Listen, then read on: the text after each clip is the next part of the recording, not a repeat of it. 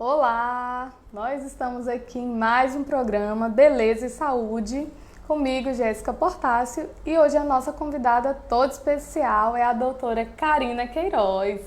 A gente que vai estar falando sobre direitos e deveres dos pais, pensão alimentícia e várias outras coisas. Nos acompanhem, fiquem aqui com a gente, compartilhem a nossa live para quem ainda não conhece, alguma pessoa que você conhece, que você fala, nossa, a minha amiga, o meu amigo, alguém, ele precisa assistir essa live. Então, vamos compartilhar. Gostaria de agradecer todas as pessoas que estão aqui nos assistindo agora. Muito obrigada por estarem nos acompanhando nesse feriado. Hoje que é feriado, dia 12, né? Feriado de Nossa Senhora de Aparecida. Mas também a gente sempre fala que é o feriado do Dia das Crianças. Então, nada melhor do que a gente falar sobre as nossas crianças, né? Com certeza. Doutora Karina, se apresente aí para quem está nos assistindo. Fale um pouco quem é a doutora Karina, como que ela chegou aí nessa parte do direito. Para quem não conhece a doutora Karina Queiroz, ela é super... TikToker. Tava falando aqui com ela, eu falei, doutora Karina, conheci a senhora por conta do TikTok que ela faz para ajudar os pais. As pessoas que precisam ali de alguma coisa do direito, eu falei, nossa, é uma sugestão muito boa, é algo muito bom que ela começou a fazer os vídeos para estar esclarecendo essas dúvidas. Então, boa tarde, pessoal. Primeiramente, feliz Dia das Crianças, a nossas crianças. E meu nome é Karina Queiroz, eu sou conhecida como Karina Queiroz e atuo na área de Direito de Família desde quando abri o nosso escritório. Começamos aos poucos e essa nova era que estamos vivendo das redes sociais, que está dominando, chamou minha atenção. Então eu achei um momento de descontração, porque quando a gente fala de direito de família, alimentos, que é um conflito que existe entre o papai e a mamãe da criança, acaba que fica algo muito tenso e muito sério. Então, o que acontece? Eu tentei fazer que seja uma forma mais confortável das pessoas entenderem, uma linguagem mais fácil da população entender e uma forma de descontração nesse momento tão sério e que atrai, chama a atenção, faz as pessoas quererem tirar as dúvidas delas e fazem elas entenderem de uma forma mais leve o que se trata o direito de família, o que são seus direitos, o que são suas obrigações também. Muito legal. Sempre essa parte do direito, quando a gente vai tratar, pegar documentos, mesmo a gente vai, gente, mas o que é isso? Isso daqui é muito difícil. Sempre que parte para essa parte do direito, a gente já fica realmente totalmente perdida. Mas antes disso, doutora Karina, vamos falar um pouco sobre a sua vida. Eu estava falando aqui com ela, você é realmente aqui de Parauapebas, nasceu aqui, como que foi esse processo até se tornar advogada? Eu sou nascida em Marabá, mas moro aqui desde quando nasci. Meus pais são daqui, são pioneiros de Parauapebas, meus avós são pioneiros de Parauapebas. E fui para Anápolis, Goiás, fiz minha faculdade lá, me formei e retornei para abrir meu escritório aqui. Então, sou de Parauapebas. De Parauapebas. E tenho uma família pioneira, parte de mãe, dentro do município de Parauapebas. Minha sócia também é daqui de Curionópolis e a família dela também é pioneira em Parauapebas. Então, é um escritório que a gente tentou enraizar de pessoas aqui, nossas estagiárias são daqui. Nós tentamos trazer um público para trabalhar com a gente daqui, porque a gente quer o crescimento do nosso município e a gente luta pelos direitos das pessoas que convivem aqui. E quem quiser encontrar a doutora Karina, qual o seu Instagram e qual o local ali, qual o escritório que a pessoa quiser encontrar você e falar, não, quero que o meu caso seja resolvido pela doutora Karina. Então, o Instagram do nosso escritório é OAB Lopes e Queiroz e o meu Instagram pessoal é Karina Queiroz ADV. Nosso escritório fica ali localizado na Rua 8, número 169, na Cidade Nova. Olha só, para você que quiser ir lá tirar suas dúvidas, falar, não, eu quero que a doutora Karina resolva o meu caso, é só ir lá nesse endereço que ela falou, na Rua 8, número 169, Cidade Nova. Cidade Nova. Vocês também podem estar mandando aí perguntas, tá? Olha só aqui, o Lívio está nos acompanhando. Oi, Lívio, tudo bem? Boa tarde. Ele que sempre está aqui com a gente. Também as meninas, as mulheres que tiverem alguma pergunta, pode estar mandando que a gente vai estar respondendo aqui, tá ok? Mas, deixa eu ver aqui. Doutora, sempre tem muitas perguntas, mas tem algumas aqui. Eu coloquei uma caixinha de pergunta lá no Instagram. E vamos aqui começar com... antes de tudo, vamos começar com a parte do... que antes da pessoa separar, ela teve um relacionamento. E na maioria das vezes eu coloquei lá a caixinha de pergunta e as pessoas foi a primeira pergunta. Fala sobre relacionamento abusivo. Que hoje não é que esteja na moda, mas é algo que tem... realmente tomado proporção e que bom que tem ganho destaque, porque às vezes a pessoa realmente não sabe o que é um relacionamento abusivo e que ela está passando por um relacionamento abusivo. E eu listei aqui que são 5 tipos de agressões que a mulher pode estar passando por ela e às vezes nem sabe. Ela pode estar passando por algum desses tipos aqui, ó, que elas são física, psicológica, moral e patrimonial, patrimonial, psicológica e até sexual. Então, a primeira pergunta aqui, vamos falar aqui sobre a primeira, que é a violência moral. O que seria, caracterizaria uma violência moral?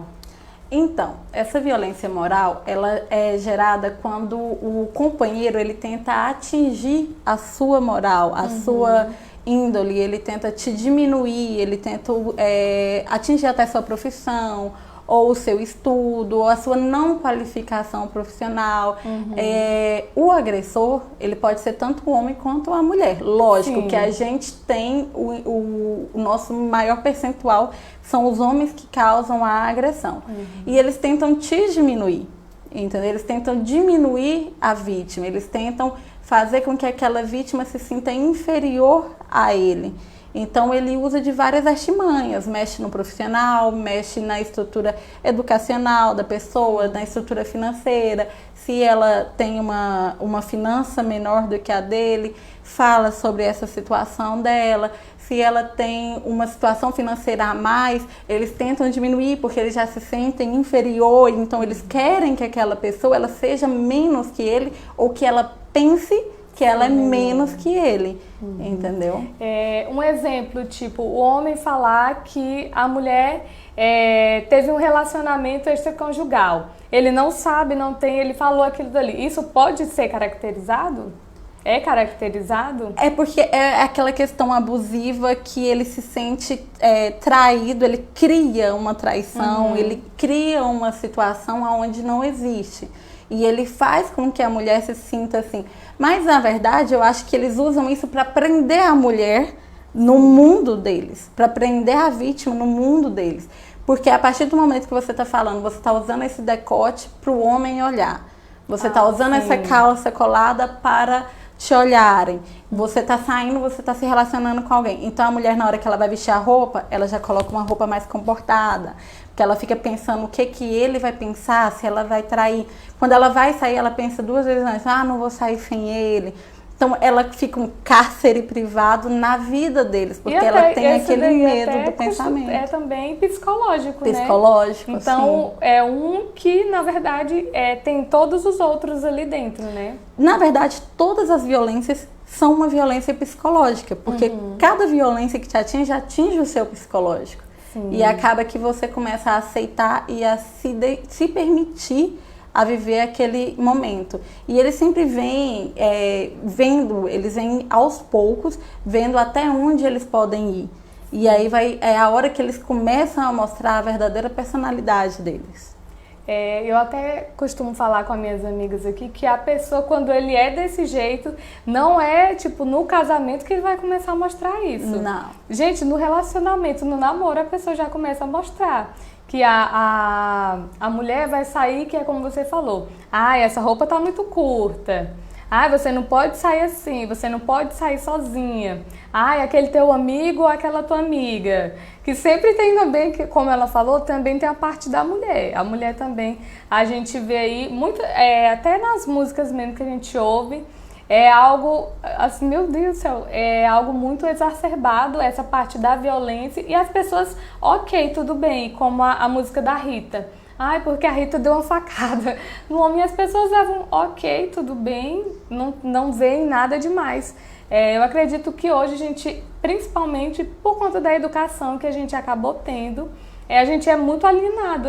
Se você for parar para ouvir as músicas e prestar atenção na letra, você vê que sempre, quase todas as músicas têm algum tipo de abuso, de violência.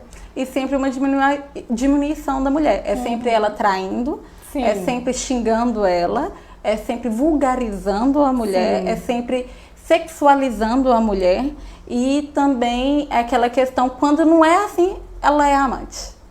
Então, as músicas que estão vindo, a mulher ela sempre é sexualizada, vulgarizada. Então, até a gente, quando escuta e tudo mais, a gente está propagando algo que é contra nós. Ah, não posso escutar a música mais? Pode. Mas a letra dela, você tem que ter atenção do que ela está falando, sim, sobre a mulher. Porque a partir do momento que a gente está reproduzindo, a gente está reproduzindo esse olhar diferente para nós. Uhum.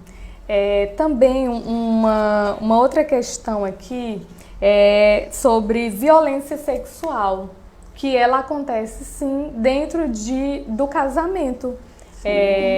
Infelizmente, algumas mulheres passam por essa violência. E como que ela faz para chegar na delegacia e explicar? Eu fui abusada pelo meu esposo, meu namorado, a pessoa com quem eu me relaciono. Então, a gente teve aí um caso recente, né, que não foi essa violência no relacionamento da Mari Ferri, que inclusive o empresário foi inocentado mais uma vez. O que acontece? As pessoas confundem o fato da gente chegar até a cama, ou da mulher estar casada, ou namorando, ou ter relação sexual consensual, com consentimento com aquela pessoa. Mas a partir do momento que a mulher fala não, é não. Sim. Se ela não quer, se ela não se sente à vontade, se ela não quer ter aquela relação sexual com o marido dela, com o namorado dela, ela pode até ter iniciado, mas na hora H não quis. Ela tem o direito de falar não. É difícil identificar? É difícil. Mas aqui a gente tem uma delegacia da mulher muito ativa mesmo, a doutora Ana Carolina, né, e a doutora Iana também, elas são muito ativas, então a denúncia ela tem que ser feita. Só que o problema é que muitas pessoas, e acho que foi o caso que aconteceu quando eu estudei da Mari Ferri, tenta falar algumas versões a mais do que ocorreram, para se tornar verdade a situação dela. Mas a verdade dela já é uma verdade. Ela pode ter chegado lá, ela pode ter tirado a roupa, ela pode ter iniciado. Mas se ela não se sentiu confortável com o ato e disse não, acabou. O homem não tem que obrigar ela. Não é porque ele é marido, não é porque ele é namorado, não é porque ele é ficante, ou não é porque a roupa dela tá curta ou ela chegou ali. Ela disse não, é não. Então, a partir do momento que ela disse não e ele fez mesmo assim, ela pode sim denunciar a delegacia da mulher. O recomendado é ir no dia posterior, já fazer o laudo do IML, já fazer o exame físico, para que possa ver, porque geralmente quando você diz não, você também resiste. Então, tem alguma agressão, alguma marca que fica em você. Então, essa necessidade do laudo, do exame no dia posterior ou no mesmo dia, ela é importante para provar a sua verdade da versão. Sim, é algo bastante importante mesmo. E a gente pode observar até no reality show da Fazenda que aconteceu um caso bem parecido até, porque a mulher estava bêbada e... meio que foi o Nego do Borel, né, gente? Isso. Que foi isso. Ele foi expulso, foi eliminado, por quê? Se a mulher ela não tem condições também não, eu não tenho condições de falar que sim ou se não, ou ela está muito bêbada, não está lúcida. Do que está acontecendo. Isso também já é violência, independente se o homem realmente, se ela, eu fui ali com você, eu queria tal, tudo. Eu vi um comentário hoje, uma moça falando que aquela questão do homem, o homem pagou uma bebida para a mulher, já está bancando ela, sendo que a mulher ela faz a unha, faz o cabelo, paga a roupa dela, faz tudo. Você vai calcular ali tudo, a mulher gastou no mínimo ali R$1.000. O homem pagou 1 ou 2 cervejas para ela, um drink. Não, já estou bancando essa mulher, então automaticamente, se eu estou em um encontro, essa mulher vai ter que sair comigo, ela vai ter que realmente chegar ao ato sexual. E não é isso, gente. Mas, pasmem, as próprias mulheres atacam outras mulheres falando que elas estão sendo bancadas e sustentadas por aquele homem. Exatamente. Se as mulheres veem uma mulher que não tem a mesma condição e ela não precisa ser pobre, ela não precisa ser desempregada. Se ela não tem a mesma condição financeira que o homem, mas está andando com este homem, as outras mulheres costumam dizer, ele está bancando. Exatamente. Se o homem não é tão bonito, ou se o homem tem uma aparência mais velha, ele está bancando ela. Gente, nós mulheres temos que parar de nos atacar. Nós temos que nos defender. Nós temos que ter a ciência de que o homem ele está fazendo uma cortesia. Se ele paga uma conta, não é obrigação da mulher ficar com ele. Aquilo é um cortejo. É um cortejo que veio de anos atrás. Se ele abre uma porta para você, é um cortejo. Então, por que ele pagar a conta não é um cortejo? Não quer rachar? Tudo bem. Mas se ele quer pagar, se ele insiste e tudo mais, ele não está te bancando. Você não é obrigado a se relacionar com ele. Sim. Ele só está te cortejando. É um momento de flerte, de paquera. Então, até também o encontro é para ver se você, às vezes você conheceu a pessoa pelo aplicativo, ou então um amigo falou e passou o número, então você está conhecendo a pessoa ali pelo celular, que hoje o mais comum, a pessoa conhece primeiro pelo celular, dificilmente uma pessoa vai, não, vou conhecer o fulano naquela festa ali e conhecer a pessoa. Mas a maioria das vezes você vai conhecer a pessoa pelo celular ou pela internet, tudo ali. E depois vai para o encontro. Depois que você vai para o encontro é realmente aquela decisão. Nossa, eu gostei dessa pessoa, quero continuar saindo com ela. Não significa que a pessoa vai para o encontro e automaticamente ela já vai ter que sair com o outro, né? Sim. E hoje em dia está muito normatizado o fato de chegar e já partir para cima da mulher, já vulgarizar a mulher. Hoje as pessoas não têm mais aquela paciência de conversar, de tentar conhecer a outra pessoa, de ter uma conversa bacana, de puxar uma cadeira. O cortejo, ele meio que acabou. Então, quando algo assim acontece, o povo já pensa, tanto o homem pensa, estou bancando essa mulher de forma ridícula, e tanto outras mulheres reproduzem isso. E enquanto outras mulheres continuarem a reproduzir isso, a gente está dando abertura para o homem também continuar a reproduzir isso. Sim. Gostaria de agradecer todo mundo que está nos acompanhando aqui. A gente vai para um intervalozinho, só apenas 30 segundinhos, tá? Gostaria de agradecer aqui ao Lucas Henrique, obrigada por estar nos acompanhando. Oliveira Chaves, minha amiga, que está nos acompanhando aqui. Fábio Sacramento, que acabou de entrar. E a gente vai para um intervalo e a gente já volta. Já estamos de volta. Aqui eu falei para vocês que ia ser super rápido. Então, como a gente tinha aberto uma caixinha de perguntas, eu vou começar aqui com a primeira pergunta, que ela é essa daqui, ó. Posso pedir alimentos antes mesmo do bebê nascer? Pode. Esses alimentos, eles são chamados de alimentos gravídicos. Você vai comprovar que você teve uma relação, pode ser um período, pode ser até só ficar, né? O famoso ficar, não precisa ser um namoro ou um casamento. Você comprovando que teve relacionamento com aquele genitor, você comprovando a gestação, o juiz já vai dar o alimentos gravídicos provisórios e depois vai estipular os definitivos até os alimentos se tornarem pensão alimentícia, que é quando o bebê nasce. Quando o bebê nasce, esse alimento gravídico, ele é convertido em pensão alimentícia e ele pode ser reajustável, porque aí ele vai ser de acordo com a necessidade da criança.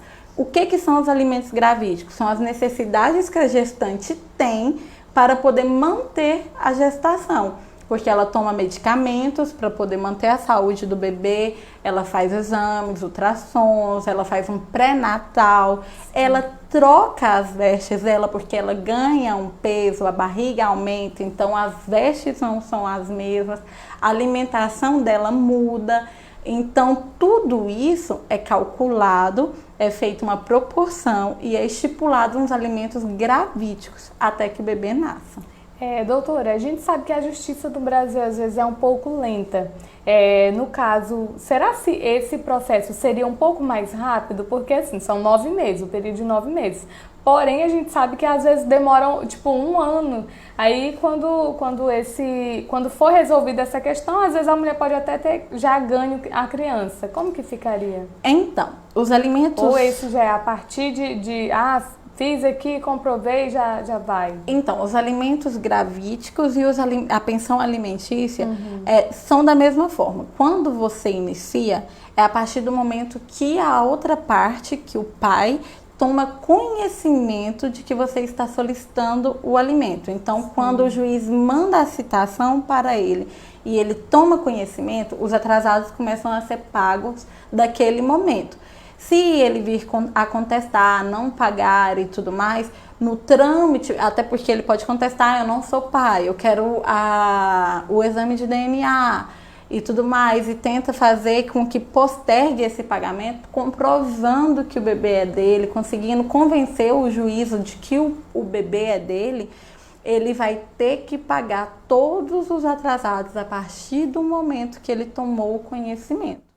Então, por mais que demore, às vezes sim, é moroso, quando o pai mora em outra cidade, quando o pai mora em outro estado, quando o pai se esquiva, porque tem pai que tem conhecimento e se esconde para a justiça não achar ele. Sim. Então, assim, tem processo que a gente resolve em meses, poucos meses, e tem processo que a gente demora 2, 3 anos até achar o pai.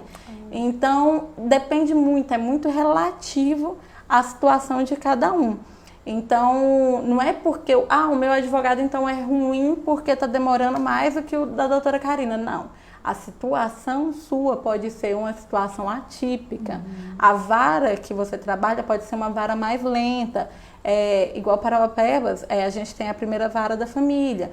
Curionópolis, a gente tem uma vara única, que são para todos os casos. Então, o que acontece? Curionópolis é extremamente demorado. Aqui a gente tem uma vara própria para isso e lá não. É uma vara que todos os casos estão na mão daquele juízo. Então, existe essa diferença no andamento processual, no rito processual, para que seja célere ou não. Lógico que nós advogados, sempre estamos alimentando, tentando, conversando com o servidor, mas pode ter sim uma demora, tá? E se a pessoa for moradora de outro município, ela pode estar vindo aqui para Parauapebas para estar resolvendo esse caso? Então, ou não? A competência é onde a criança mora. Então, se a criança mora em Curionópolis, tem que entrar no juízo de Curionópolis. A não ser que, se Curionópolis não tivesse um fórum, aí entrar no município vizinho. Geralmente tem um município vizinho que pode suprir essa necessidade. E aí poderia ir para Parauapebas. Provavelmente seria Parauapebas, que iria cobrir se não tivesse fórum em Curionópolis. Ok. Aqui uma outra pergunta aqui que colocaram, né, que mandaram pra gente. É verdade que quem paga a pensão é sempre só o pai? Não. Quem paga a pensão pode ser tanto o pai quanto a mãe. Se a guarda estiver para o pai, então a mãe pode pagar a pensão sim, se ela tiver condições. Da mesma forma que ocorre a pensão alimentícia para o pai. É de acordo com a necessidade do alimentado da criança e a capacidade de quem está alimentando, que seria a mãe ou o pai. O pai. Tem muita gente que confunde o pedido da guarda compartilhada. Tem muito pai que pede a guarda compartilhada achando que vai isentar ele de pagar pensão. Ah, mas está compartilhado, eu fico metade do tempo com a criança, então eu não preciso alimentar quando estiver com a mãe, porque senão ela teria que me ajudar a alimentar quando está comigo. Não é isso. O intuito da guarda compartilhada é o intuito de a criança ter uma maior convivência com ambos os genitores, com ambos os pais, e que a criança tenha, que a criança seja assegurada, de que evite conflito, que os pais possam decidir pelo interesse da criança de forma conjunta. Então, a guarda compartilhada não é necessariamente a exoneração da pensão. Na verdade, pode diminuir, porque o pai também terá uma despesa, mas não é o intuito de alimentos, de mexer nos alimentos. Sim. Então, a gente já sabe, quando a intenção do pai é alimentos e não a guarda compartilhada, a primeira coisa que ele fala, vamos cortar o alimento. Então, a gente já vê que ele não quer cuidar da criança, ele quer atingir a mãe cortando os alimentos. Olha só aí, você pai, vai que esse vídeo chega até você, que estava pensando em dar esse golpe, não adianta, que não vai dar certo. Olha só aqui, a gente tem uma pergunta da Eliane Felizardo, que sempre acompanha a gente. Gostaria de saber, no caso do pai que paga a pensão, mas não visita e se recusa a ver a criança e ela sente muita falta, tem alguma lei para esse tipo de negligência? Então, essa é aquela questão da indenização pelo abandono afetivo.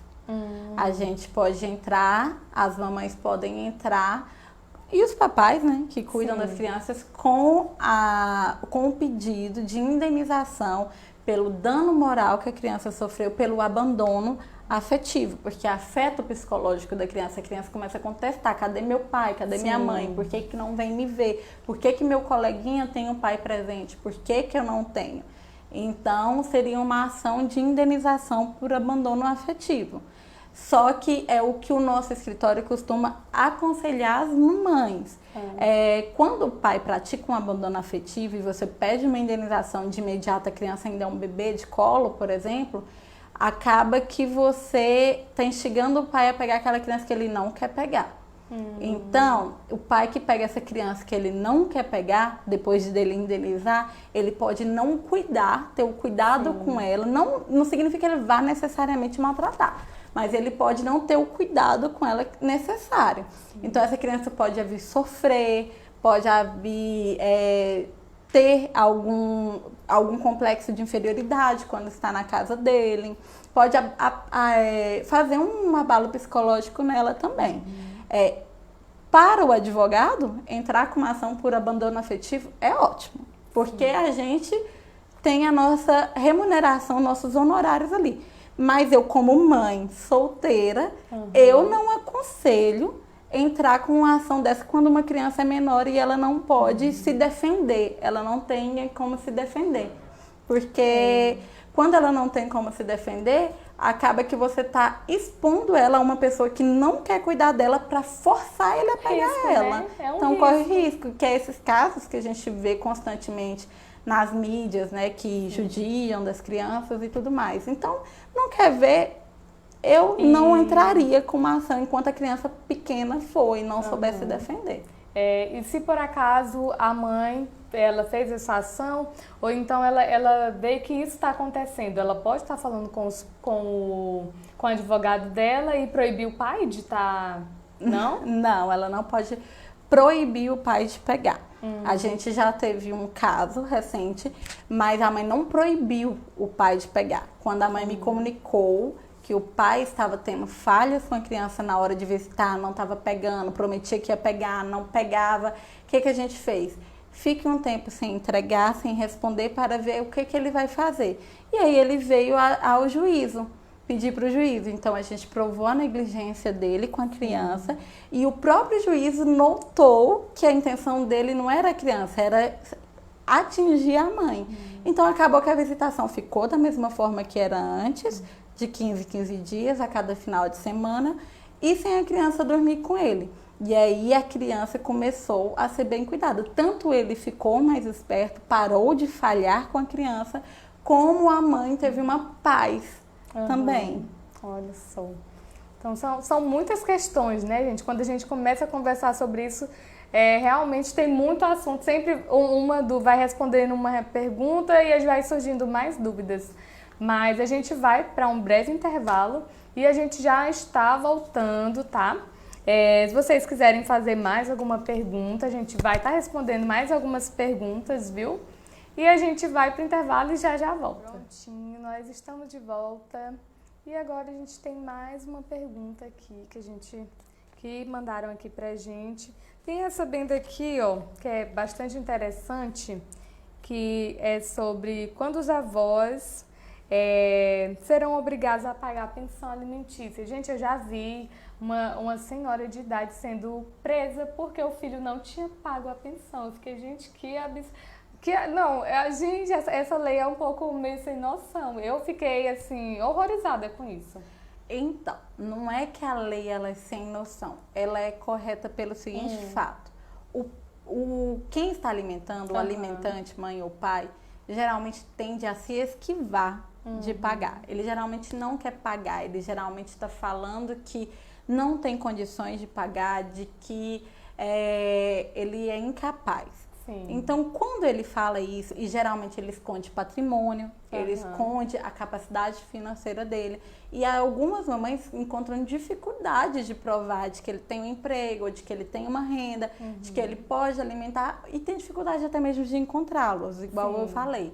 Então, quando a gente fala, não achou o pai, ou o pai não tem condições, chama o ascendente, chama os pais, os avós paternos. Acaba que os pais, eles ficam meio que forçados, de uma certa forma, a contar onde está o filho, a contar que o filho tem condições. Irmãos, aí, os pais não têm condições, então chama os tios. Os tios também têm. Então, isso é a forma de coibir a família a acobertar eles. Então, quando a família tenta acobertar, que sobra para eles geralmente expõe. Lógico, às vezes realmente o cara não tem condição. Mas a lei, ela fala, não é aos avós, são aos ascendentes, são aos parentes, eles têm a obrigação de alimentar aquele que dele necessita. Entendeu? Então, se eu, por exemplo, mãezinha, não tenho condições de alimentar sozinha e quiser chamar o pai ou a família dele ao processo para que ela possa me ajudar, porque na verdade as pessoas também confundem o alimento, ele tem que alimentar a criança sozinha. Não é isso. A obrigação também é de quem está com a guarda da criança. Então é dividida de uma forma proporcional. Então é para eles poderem ajudar a mãe, para eles poderem ajudar quem está com a guarda da criança e para evitar deles se esconderem, para evitar deles esconder patrimônio. Porque a gente já teve caso de quando foi chamar o avô, a própria irmã ligar e denunciar. A própria irmã virar e falar assim, não, ele é dono de tal empresa, não, eu testemunho, ele é dono de tal empresa, ele tem tanta movimentação, ele tem tais patrimônios, ele está em tal endereço. Então, a própria família acaba que entrega o alimentante. Na hora ali, né, que pega pro lado deles. Então, eu já vi uma matéria que uma senhorinha, ela foi presa porque o filho dela não pagou. Eu sei que era algo do tipo, e ela acabou sendo presa.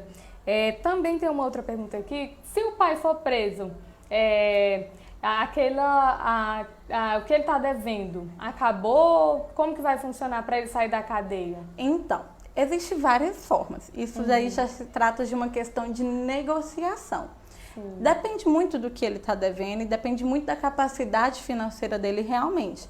Por exemplo, se um pai está devendo uns 70 mil reais de pensão atrasados e foi preso, se ele não tiver de onde tirar um bem, um carro para penhorar, uma moto para penhorar, da onde ele vai tirar para poder ser solto? Então, o advogado da outra parte, ele também tem que ser flexível. Ele também vai ter que fazer uma negociação, pedir uma entrada, fazer um acordo, parcelar. Porque não adianta também a gente executar, colocar o pai para ser preso e não conseguir nada. Porque ele preso também, ele não está trabalhando, ele não está gerando renda para poder alimentar a criança.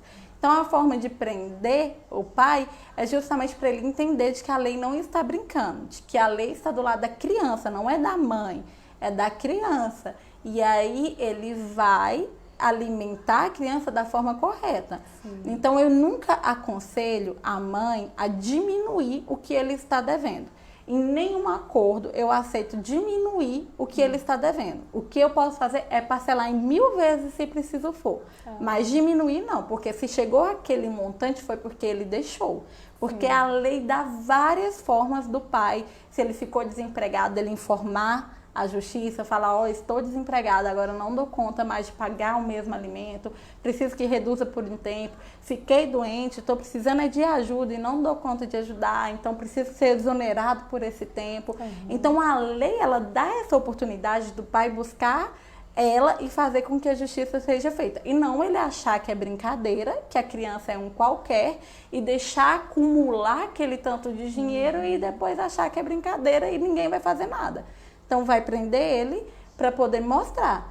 Claro, se ele não quiser nem a negociação, aí ele vai ter que, o advogado dele vai ter os meios legais para poder tentar conseguir o alvará de soltura dele, para que ele possa... É uma enrascada, né, gente? É uma enrascada. Mas que vale a pena, porque acaba que eles brincam muito com essa situação. Eles brincam muito com quem está sendo alimentado. E é como a gente estava comentando num dos intervalos. Eles acham que estão alimentando a mãe.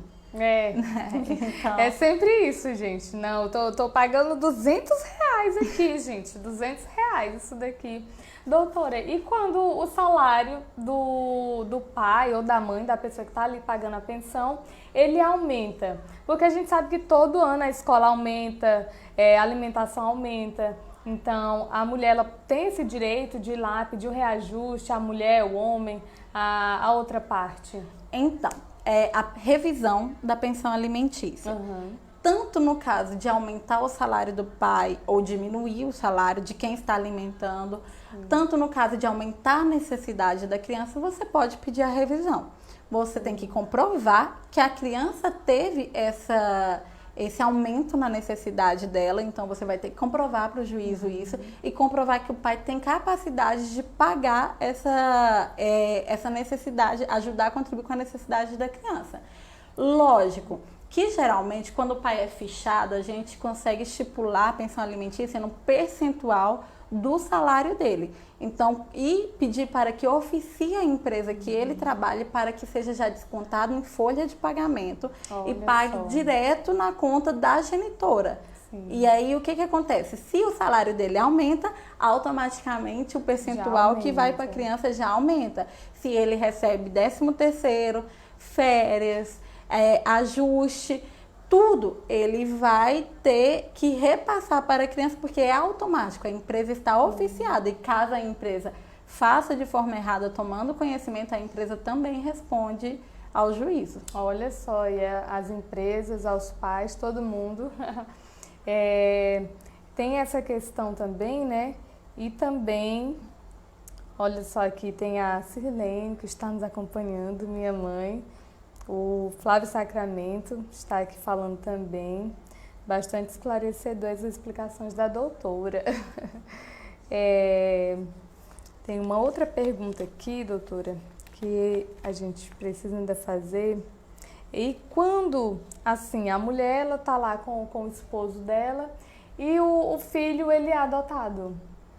Então, o caso da adoção, o filho tem direito a alimentos se eles se separam.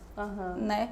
Se um casal adotou uma criança ou se o pai entrou neste relacionamento e quis adotar essa criança, quando eles se separam, o pai, quem não estiver sob a guarda da criança, vai ter que alimentar, vai ter que ajudar com a alimentação da criança, porque a criança, quando ela é adotada, ela é filha como se de sangue fosse. Então, ela tem os mesmos direitos do que o filho que é de sangue, né? Como eles dizem, o biológico. Então, não muda os direitos das crianças. Ela tem direito dos alimentos, ela tem direito, no caso de óbito de um ou de outro, dos bens, da partilha, entendeu? Então, isso não muda. O fato dela ser adotada é só uma observação no documento, mas não muda. Um caso que aconteceu, a gente estava até comentando no final de semana, uma mulher, ela tinha os filhos dela e ela foi morar junto com um outro parceiro. Aí quando ela terminou o relacionamento com ele, ela disse que ia pedir pensão alimentícia. Pode isso ou não pode, doutora? Conta aí pra gente. A gente já ficou assim, gente, como que pode? E será que isso legalmente funciona, não funciona, certo, é errado? Então, esse parceiro, ele tem que conviver como se pai fosse dessa criança. E essa criança, ela tem que não estar recebendo a pensão alimentícia do pai biológico dela. Porque essa criança já tem um pai biológico, que é responsável, que paga a pensão alimentícia. A parte biológica dela que já está assumindo, então não faz sentido eu pedir para o meu companheiro, certo? Por exemplo, eu tenho um filho. Ele tem a pensão alimentícia do genitor dele. Sim. Então, a partir do momento que eu me relaciono com alguém, e esse alguém passa a morar comigo, conviver comigo, meu filho tratar ele como pai, e eu me separo dele, não significa que eu tenho direito à pensão alimentícia dele também. O genitor do meu filho continua tendo a obrigação dele de pai e de alimentar o meu filho, e não quem foi meu companheiro. Pois é, esse caso chegou lá, a gente conversando lá, a gente até começou a rir. Gente, mas como assim? A mulher morou com o homem e do nada ela... não, separei dele, agora eu vou pedir uma pensão alimentícia. A pensão alimentícia pode ser para ela, né? Caso ela tenha ficado desempregada, depender financeiramente dele. Sim. E aí pode ser para ela por um período, até que ela se reestabeleça, né? Que ela consiga se reabilitar para o mercado de trabalho e voltar a trabalhar e ser independente dele.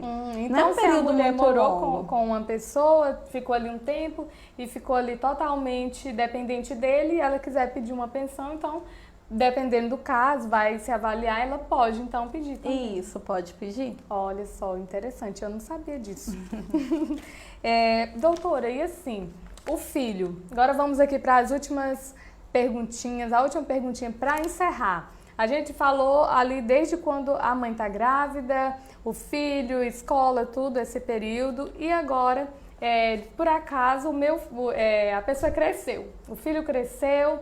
Até que idade ele pode estar indo onde o pai está pedindo a assumir a paternidade, né? Que a gente tem muitas mães solteiras que o pai não vai lá e não assume. Até que idade, mais ou menos, o filho pode estar indo lá e pedindo para o pai colocar o nome dele na certidão e também, pensão. Ele vai lá na justiça e falar, olha, meu pai não me ajudou enquanto eu era criança, até que idade isso pode estar sendo colocado na justiça, está sendo visto isso? Então, a lei não dá um tempo final para você pedir o reconhecimento da paternidade. Eu posso ter 40 anos e achar o meu pai e pedir o reconhecimento da paternidade. Se tiver indícios de prova de que minha mãe teve relacionamento com ele, testemunha, alguma coisa que possa provar que no período que a minha mãe ficou gestante de mim, teve um relacionamento com ele, eu posso pedir. A recusa dele em fazer o DNA é uma forma, é reconhecido jurisprudencialmente, que é um entendimento que a gente costuma falar do juízo, de que ele provavelmente é o pai porque ele está se recusando a fazer o DNA. Se você acha que você não é o pai, por que da recusa do DNA? Então você pode fazer o DNA ou o parente mais próximo fazer um DNA e saber se realmente existe esse grau de parentesco. Então isso não tem um limite para você entrar. A questão da pensão alimentícia, as pessoas confundem, até a maioridade. Maioridade, 18 anos, pronto, vai cortar os alimentos. Não.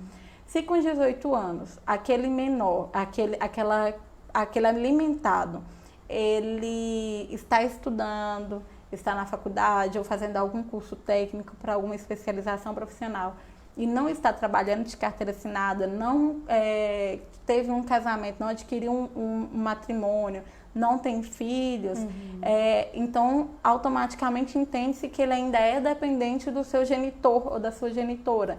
Então ele necessita desses alimentos até que ele concluir pelo menos o curso ou a faculdade que ele está fazendo. Lógico que tem gente também que vai lá, faz uma faculdade, quer fazer outra, faz um curso, 2, 3, 4. Não, tem um limite também, certo? Você fez um curso, você já está apto ao comércio. Você assinou a carteira, então você não está dependendo mais do seu alimentante para poder sobreviver. Você casou com alguém? Se você está assumindo uma família, você não precisa mais de quem está te alimentando. Você teve um filho, né? Você já é maior de idade e teve um filho. Então, se você teve a responsabilidade de fazer um filho, você não vai ter a responsabilidade de trabalhar e se alimentar? Então não é a qualquer momento, mas também existem os requisitos para você poder entrar. Olha só, gente. Gostaria aqui agora de agradecer a doutora ter esclarecido todas essas perguntas, todas essas dúvidas que são bastante comuns, né?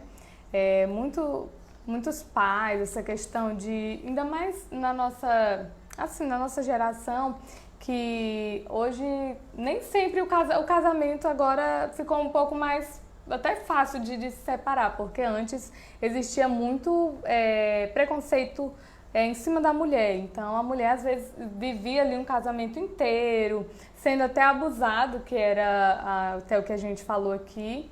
Existia humilhada, abusada. Então hoje as mulheres podem sim, principalmente as mulheres, recorrer aos seus direitos, seus deveres e tá indo sempre ali na lei buscar ser amparada, tudo aquilo que ela precisa para cuidar dos seus filhos. Também não só a parte particular, mas também defensoria pública, que são muitos advogados que tem, que você pode estar indo lá, pode estar recorrendo caso você precise. E eu gostaria aqui de agradecer a doutora e de estar falando também aonde que o pessoal pode estar te encontrando, aonde que eles podem estar ali encontrando, falando com a doutora. Para você passar também, pessoal que chegou agora no finalzinho da nossa live. Olha só, tem a Juliette aqui que está nos assistindo, Juliette Oliveira, e algumas outras pessoas também que chegaram no finalzinho. Onde a gente pode estar encontrando a doutora, redes sociais, números, Instagram, tudo aí de informação. Primeiramente, eu quero deixar um recado para a mamãe e para o papai que está com este problema de questão de alimentos, guarda do filho ou até mesmo divórcio. Não desistam do direito de vocês, gente. Às vezes é moroso, às vezes é cansativo, exaustivo, psicologicamente, mas é um direito que o filho de vocês, que a criança tem de ser alimentado, de conviver com o pai e com a mãe. Pai não é visita, pai é família, então pai não é só aquele que pega o final de semana, é aquele que necessita conviver também. Então, aos pais, porque a gente tem deparado lá no nosso escritório com muitos pais que querem lutar para ter mais contato com os filhos, e que é uma coisa rara. Então, assim, é muito difícil conseguir, porque como é uma raridade, então é moroso, mas não desistam, gente. E tentem também evitar o conflito entre vocês, porque a saúde psicológica da criança é o melhor. Eu tenho um filho, então eu posso ressaltar isso, que o psicológico do meu filho, ele foi bem tratado nessa questão, porque eu tomei esse cuidado. Então não passe a tua briga particular com o teu companheiro para essa criança, porque você só está fazendo mal para o seu filho, tá? E quero agradecer vocês também pelo convite, agradecer pela confiança, agradecer a todo mundo que esteve aqui. E o meu escritório fica ali na Rua 8, número 169, Cidade Nova. Vocês podem procurar lá para qualquer coisa que vocês queiram esclarecer, qualquer dúvida que vocês têm. Ok. E também sigam a gente no Instagram, que é @Jornal Correio do Pará Oficial, Jornal Correio do Pará Oficial, e no Facebook, que é Correio do Pará. Então, passar também aqui o nosso WhatsApp, que você pode estar falando aqui comigo, com o Flávio Júnior, com o pessoal aqui do Jornal Correio do Pará, que é 94992491076. 92491076. Pode estar passando aí as reclamações, sugestões que a gente vai estar colocando aqui, vai estar mostrando, fazendo nota. E a gente tem um encontro marcado toda terça-feira. E amanhã a gente tem o Tagarela News. Gente, deixa eu dar uma olhadinha aqui. Quem vai estar no Tagarela News amanhã? Que eu já tenho essa informação. Deixa eu ver aqui. Tagarela News, que é com a Luana Borges. E ela fala sobre economia, sobre vários assuntos muito interessantes. Agronegócio. Deixa eu ver aqui quem é o convidado de amanhã. O convidado de amanhã é o administrador Clebson Carvalho. Ele que vai estar aqui com a Luana fazendo a live de amanhã. Então, falando sobre educação financeira. Então, acompanhem a gente. E até a próxima. Tchau e beijo. Um ótimo final de semana aí. Final de semana não, gente. Tá parecendo final de semana, mas não é. Um ótimo feriado.